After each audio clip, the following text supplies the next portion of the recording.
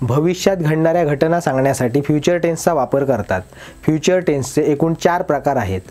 मागच्या व्हिडिओमध्ये आपण कंटिन्युअस फ्युचर टेन्स पाहिला। कंटिन्युअस फ्युचर टेन्स या विषयावरचा डिटेलमध्ये व्हिडिओ तुम्ही पाहिला नसेल तर वरील आय बटनवर क्लिक करा किंवा खाली डिस्क्रिप्शनमध्ये दिलेली लिंक चेक करा।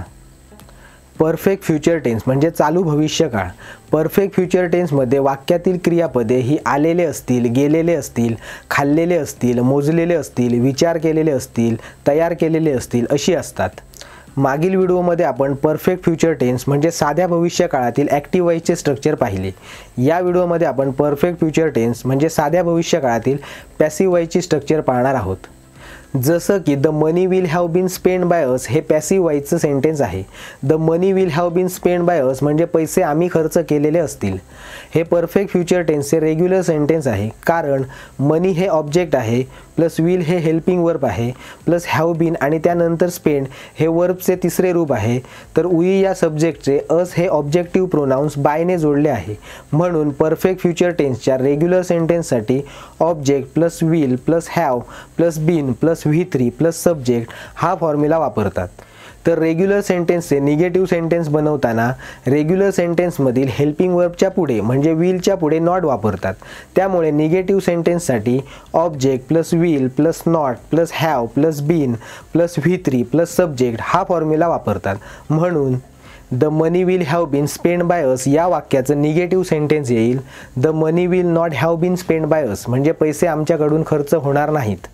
आता the money will have been spend by us या रेग्युलर सेंटेन्सचा सिंपल क्वेश्चन बनवताना रेग्युलर सेंटेन्समधील हेल्पिंग वर्ब म्हणजे विल हे सुरुवातीला घेऊन ऑब्जेक्ट हा विलच्या जागी घेतला जातो। त्यामुळे सिंपल क्वेश्चनसाठी will plus object plus have plus been plus V3 plus subject plus question mark हा फॉर्म्युला वापरतात। म्हणून the money will have been spend by us या रेग्युलर सेंटेन्सचा सिंपल क्वेश्चन येईल will the money have been spend by us म्हणजे पैसे आम्ही खर्च केले आहेत का।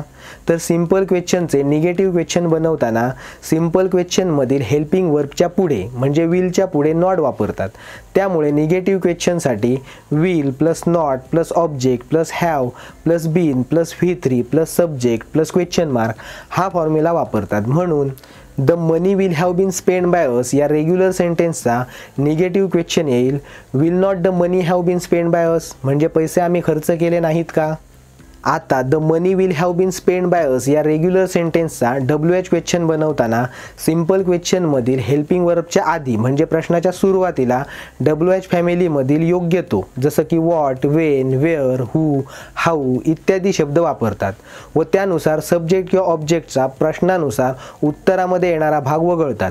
त्यामुळे WH क्वेश्चनसाठी WH plus will plus object plus have plus been plus V3 plus subject plus question mark हा फॉर्म्युला वापरतात। म्हणून the money will have been spend by us या रेग्युलर सेंटेन्सचा WH क्वेश्चन येईल what will have been spend by us म्हणजे आम्ही काय खर्च केले असेल।